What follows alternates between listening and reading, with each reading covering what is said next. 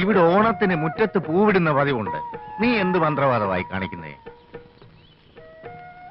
ഇതല്ലേ മച്ചമ്പി കോലം. വരച്ചു വരച്ചതിപ്പോ ഒരു കോലത്തിലായത് ലക്ഷണമുണ്ട്. അവള് വരയ്ക്കുന്നതേ നമുക്ക് തിന്നാനുള്ള പുട്ടിന്റെ പൊടിയെടുത്താ. തലയ്ക്ക് അസുഖം വല്ല ആണെങ്കിലേ എല്ലാത്തിനും പൊക്കിയെടുത്ത് ഞാൻ പുറത്തെറിയും. മനുഷ്യർ തിന്നാനുള്ള സാധനം എടുത്താണ് അവിടെ മുറ്റത്ത് വരച്ചു കളിക്കുന്നത്. കേറി പൊടിയകത്ത്.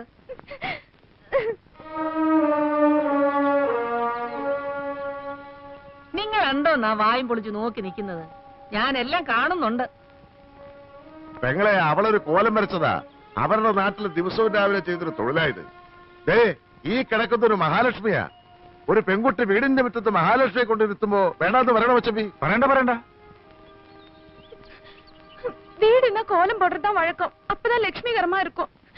கோலம் மாவுன்னு நினைச்சுதான் அதை எடுத்தேன். പുട്ട് ചുടാൻ വെച്ചിരുന്ന പൊടിയെടുത്ത് നിന്നോടാരാ കോലം വരയ്ക്കാൻ പറഞ്ഞത്? എന്തെങ്കിലും ചെയ്യണമെന്നുണ്ടെങ്കിൽ എന്നോട് ചോദിച്ചിട്ട് ചെയ്താ പോരെ? അമ്മ അടിപ്പാங்களா? അമ്മ അടിക്കാൻ വന്ന ബോധം കെട്ട് വീണു. ബാക്കി കാര്യം ഞാൻ ഏറ്റു. എന്താ നീ അവളോട് എന്ത് തെമ്മാടിത്തരാ കാണിച്ചേ? അവളെന്താ കരച്ചോണ്ട് പോന്നെ? വൃത്തിയായിട്ട് കാണിച്ച കൊന്നുകളയും ഞാൻ. ഞാനൊന്നും ചെയ്തിട്ടില്ല. പ്രശ്നം വേറെയാ. എന്താ പ്രശ്നം? അവൾ ഇന്നലെ രാത്രി ജയേട്ടനോട് സംസാരിച്ചെന്നും പറഞ്ഞ് അമ്മ അവളെ പൊതിരെ തല്ലി. ഞാൻ എപ്പോ സംസാരിച്ചു? ജയേട്ടന് ഇപ്പൊ അവസ്ഥയ്ക്ക് പോണ്ട. தெரியாம இந்த தப்ப செஞ்சுட்டு இனிமே இப்படி செய்ய மாட்டேன். എന്നെ മன்னிച്ചിടുங்க. നീ പറയുന്നത് പലതും എനിക്ക് മനസ്സിലാകുന്നില്ല. എന്നുവെച്ചാ തെറ്റ് കണ്ടാ ഞാൻ വഴക്ക് പറയും. ചിലപ്പോ അടിച്ചെന്നും വരും. എന്റെ അമ്മ എന്നോട് ക്ഷമിക്കണം. ഇതെന്താ? ഓരോരോ പ്രായത്തിൽ ഓരോരോ തെറ്റുകൾ ഏത് മക്കളും ചെയ്യും. ഞാനങ്ങനെ അറിയാതെ വല്ല തെറ്റും ചെയ്തു പോയിട്ടുണ്ട്. അമ്മ എന്നോട് ക്ഷമിക്കണം. ആരായാലും ഒന്ന് പൊട്ടിച്ചിട്ടേ ഞാൻ ക്ഷമിക്കത്തുള്ളടാ. അപ്പൊ നീ ആയിരുന്നു പുട്ടിന്റെ പൊടിയെടുത്ത് അവക്ക് കൊടുത്തത് അല്ലേടാ? ഹരീഷ്ണ,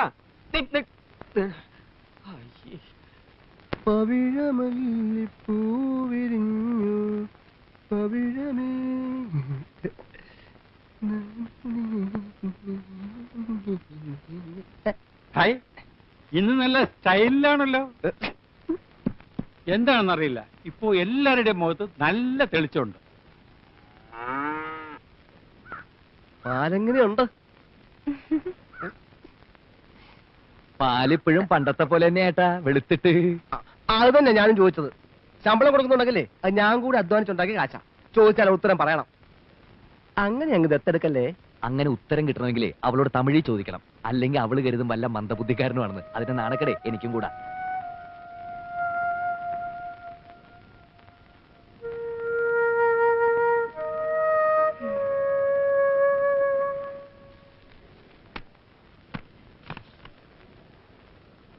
ഞാനാടോ കുട്ടൻ നായർ.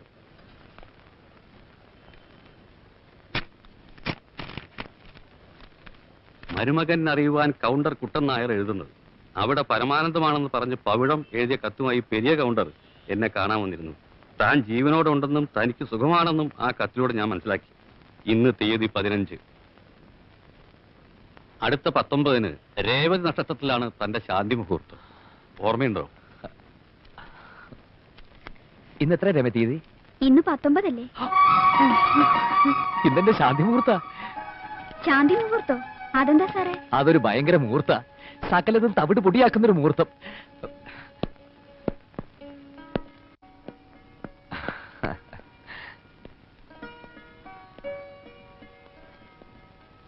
പൗഴ എവിടെ അമ്മേ? അവള് ചന്തയിൽ പോയി. ഇല്ല, അവളെ കാണുന്നുമില്ല. അമ്മ എന്തോ ജോലിയിലുമാണ്. അപ്പൊ ഞാൻ കരുതി അവളെ പറഞ്ഞയച്ചിട്ടുണ്ടാവുന്നു. അങ്ങനെ ഇപ്പൊ നിങ്ങൾ എല്ലാരും കൂടെ കൂടി അവളെ എന്റെ അടുത്തൊന്ന് പറഞ്ഞയക്കണ്ട. അവളിപ്പോ എനിക്കൊരു മോളാ. അങ്ങനെ കരുതാനേ പറ്റുന്നുള്ളൂ. എന്നിട്ടും അമ്മ അവളെ ചീത്ത വിളിക്കാറുണ്ടല്ലോ, അതെന്താ?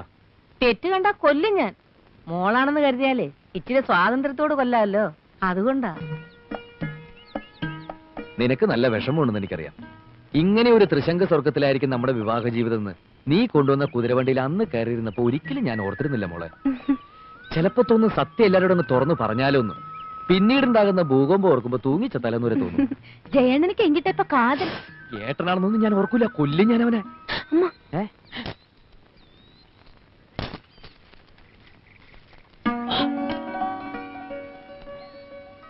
ഇന്ന് രാത്രി നീ ഇറങ്ങി വരണം. ഞാൻ തൊഴുത്തിൽ കാത്തിരിക്കും. എങ്കെ? തൊഴുത്ത്. പശു. അവിടെ പശുക്കളെ ഉള്ളൂ. ഇത്തിരി മനസ്സമാനത്തോടെ പുല്ല് മിരിച്ച് നമുക്ക് കിടക്കാം. ചിരിക്കണ്ട. ഉണ്ണിയേശുവിന് പുൽത്തൊഴുത്തിൽ ജനിക്കാമെങ്കിലേ നമുക്ക് നമ്മുടെ ശാന്തി മുഹൂർത്തം അവിടെ വെച്ച് തന്നെ ആഘോഷിക്കാം. നീ വാ, ഞാൻ അതിനകത്തുണ്ടാവും.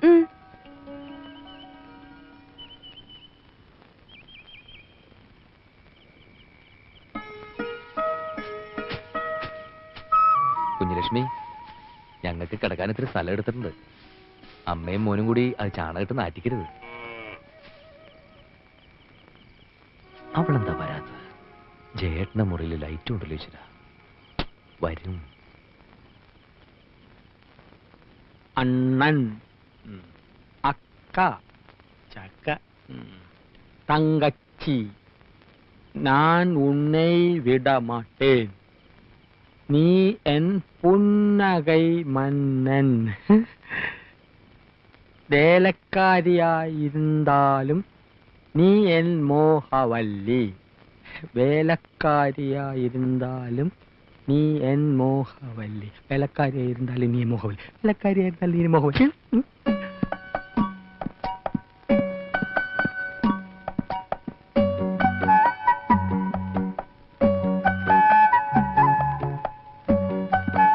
എന്താണ് അവിടെ?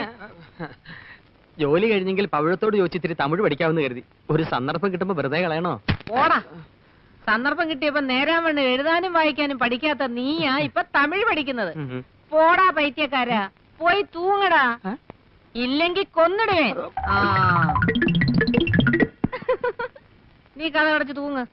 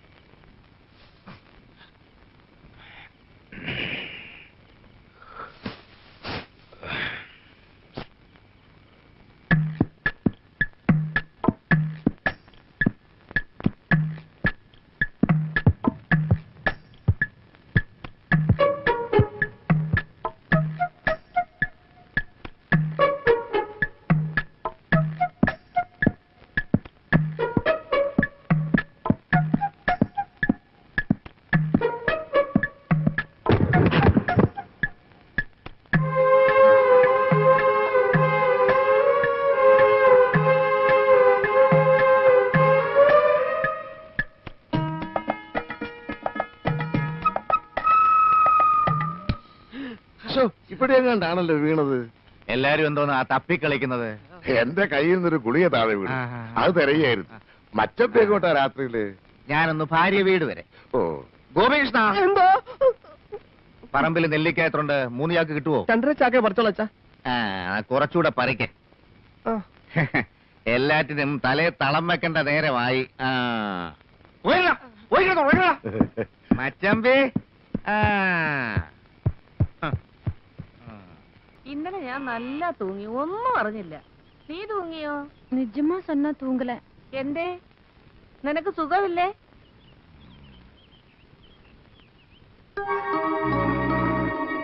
ആരാത്? ആരാ കിടക്കുന്നേ? അയ്യോ, ഇത് നമ്മുടെ ഹരികൃഷ്ണനല്ലേ മോനെ? നമ്മുടെ ശാന്തി മുഹൂർത്തം ആകെ കലങ്ങിപ്പോയില്ലേ? ഞാൻ ഉറങ്ങിപ്പോയി. അമ്മ, അമ്മ, നിനക്ക് എന്ത് പറ്റിയടാ മോനെ? ഏത് കുട്ടിച്ചാത്തനാണ് നിന്നെ എടുത്ത് ഇവിടെ കൊണ്ടുവന്ന് കിടത്തിയത്? എന്റെ ഭഗവാനെ, എന്റെ കുഞ്ഞിനെ ആരാണ്ട് കൈവശം കൊടുത്തേ. അയ്യോ, എന്താ? ഓടിയവനെ. എന്താ കാര്യം? എന്ത് പറ്റിയടാ? എന്താ അവനെ പശു തൊഴിച്ചോ?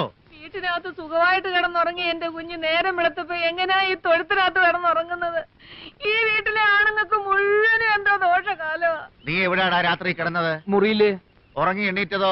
ദാ ഇവിടെ. അതെന്താ, ഇവിടുത്തെ പശുക്കൾക്ക് കാന്തശക്തി ഉണ്ടോടാ? കഴിഞ്ഞ ജന്മം ഇമ്പല്ലേ പോത്തോ മറ്റോ ആയിരുന്നിരിക്കും. അതാ ഇപ്പൊ ഇവിടെ കിടന്ന് തുടങ്ങുന്നത്. ഇനി ഞാനൊരു സത്യം തുറന്നു പറയാം. അമ്മേ ഇങ്ങൊന്നേ.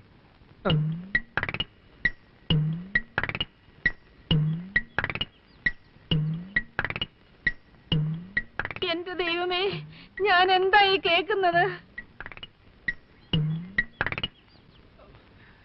എങ്ങനെ ഇതിനുള്ളിൽ കേറുക? ഇതെന്താ ഇത്? ഓ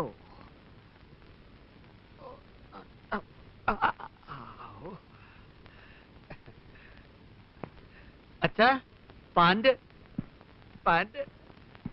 അമ്മാവാ, പാന്റ് എന്താടാ വല്ല പ്രേതബാധയുണ്ടോ? ഓരോരോ ലീലാവിലാസങ്ങള്. മോഹം ഉണ്ടെങ്കില് അവനവന് ചേരുന്ന ഒന്ന് തയ്പ്പിക്കുക, അല്ലാതെ പാകമാവാത്തത് വലിച്ചു കയറ്റുകയല്ല. എനിക്കിത് പാകാണ് അച്ഛാ. പിന്നെ ഇട്ട് പരിചയമില്ലാത്തോണ്ടാണ് ഈ ഞൊണ്ടല്. അമ്മേ, ഇപ്പൊ എന്നെ കാണാൻ ഒരു സ്റ്റൈലില്ലേ? അയ്യോ അമ്മാവാ. ആരെ കാണിക്കാനാണെങ്കിലും ശരി, ആര് വേഷം കിട്ടിയാലും ശരി, ഹരികൃഷ്ണന്റെ കാര്യത്തിലൊരു തീരുമാനം എനിക്ക് ഇപ്പൊ അറിയണം. എന്താടി കാര്യം? ഇന്നലെ രാത്രി അകത്ത് കിടന്ന കുട്ടി നേരം വെളുക്കുമ്പോ എങ്ങനെയാ തൊഴുത്തിലെത്തിയത്? നിങ്ങൾ എല്ലാരും കൂടെ കൂടി അവനെ എടുത്ത് അവിടെ കൊണ്ടുവന്ന് കിടത്തി. അതെ, നിങ്ങൾ എല്ലാരും ചേർന്ന് അങ്ങനെ ചെയ്തത്. ഉറക്കത്തിലേ അവൻ എങ്ങനെ തോന്നിയത്രേ? രക്ഷപ്പെടാൻ വേറെ വഴിയൊന്നുമില്ലായിരുന്നു. അതാ അമ്മയോട് ഞാൻ അങ്ങനെ പറഞ്ഞത്. അമ്മയെ പറ്റിക്കാൻ എളുപ്പ, ബാക്കിയുള്ളതെല്ലാം തനി രാക്ഷസന്മാരാ.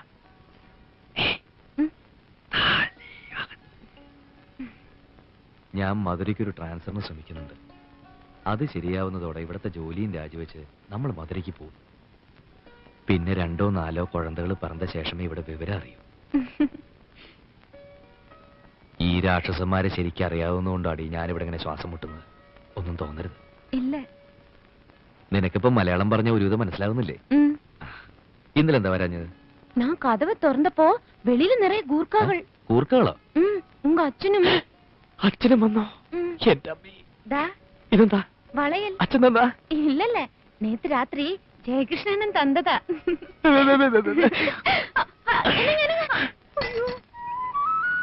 ഇത് നിനക്ക് തിന്നാനോ നിന്റെ പശുവിന് തിന്നാനോ? അധികം ലോഹ്യൊന്നും വേണ്ട.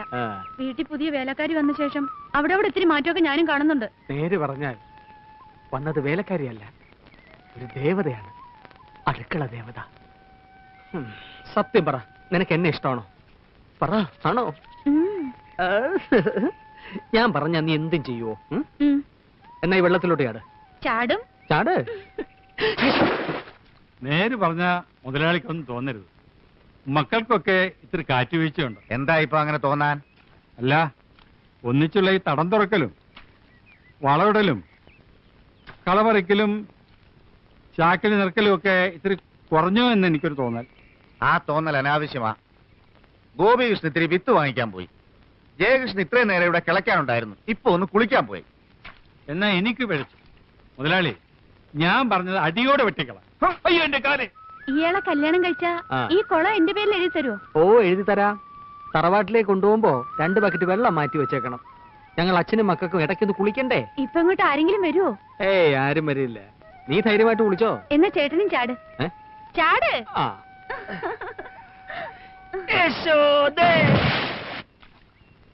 ഇനിയൊരു കുളിയാവാ.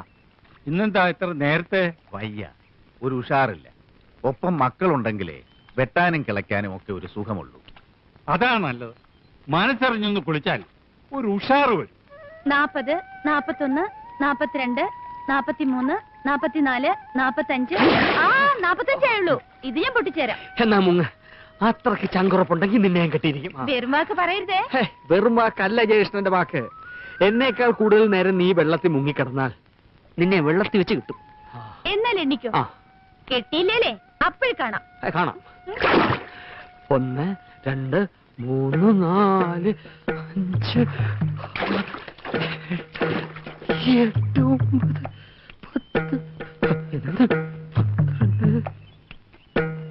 സുഖമായിട്ടൊന്ന് മുങ്ങി കുളിച്ചാൽ ക്ഷീണമൊന്ന് മാറും.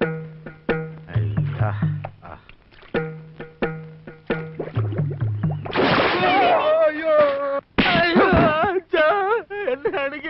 കഴിവറ പോലെ കണ്ട തേവിടിശകൾക്ക് കലക്കി കുളിക്കാനാണോടാ കാരണവന്മാർ നിനക്ക് കുളം കുഴിച്ചു തന്നിരിക്കുന്നത്?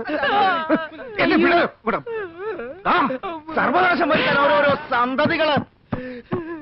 എന്റെ കയ്യിലോട്ടാടി വെള്ളത്തിൽ നിന്ന് അവള് പൊന്തി വന്നത്. കുടുംബമാഹാത്മ്യം പറഞ്ഞ് കുട്ടികൾക്ക് പാളത്തൊപ്പിയും കൊടുത്ത് പറമ്പിൽ കുഴികുത്താൻ വിടുമ്പോ ആലോചിക്കണം. ഇങ്ങനെ കുളത്തിലും കിണറ്റിലും ഒക്കെ ഓരോന്നോരോന്ന് പൊന്തും. ആ യശോദ അല്ലെങ്കിൽ ഇത്തിരി അധിപ്രസംഗം അച്ചമ്പി. മുതലാളിയെ കണ്ടപ്പോ മുങ്ങിയതാ. ഇത്രയേരോടെ കഴിഞ്ഞെങ്കിൽ ചത്തേനെ. എന്നാ ഞാൻ ഒരു സത്യം തുറന്നു പറയാച്ച, അവര് തമ്മിൽ സ്നേഹത്തില. അറിഞ്ഞു കഴിഞ്ഞ സ്ഥിതിക്ക് ഇനി കല്യാണം കഴിപ്പിക്കുന്നതല്ല അന്തസ്. ആഹാ, അത് നിനക്ക് നേരത്തെ അറിയാമായിരുന്നു. ഏകദേശം അറിയായിരുന്നു. ഈ കുടുംബം കലക്കാൻ ഒരുത്തൻ ശ്രമിക്കുമ്പോ നീ അതിന് കൂട്ടുനിൽക്കുക. വെട്ടിക്കൊല്ലണ്ടടാ അവനെ അവളെ. അല്ലെങ്കിൽ ഞാൻ കൊല്ലും. ജയിലെങ്കിൽ ജയില്. എന്നാലും മാനം വിറ്റൊരു ജീവിതത്തിന് ഞാൻ വഴങ്ങില്ല. ഇറങ്ങി വാടാ, ഇറങ്ങി വരാ. നിനക്ക് പണ്ടാരത്തിനെ കെട്ടണോടാ. എനിക്ക് അവളെ വേണ്ട, അവളെ വേണ്ട. എന്താ പിന്നെ നാട്ടിക്കരുത്. 3 പേരോടും കൂടാ പറയുന്നത്, മനസ്സിലായോ?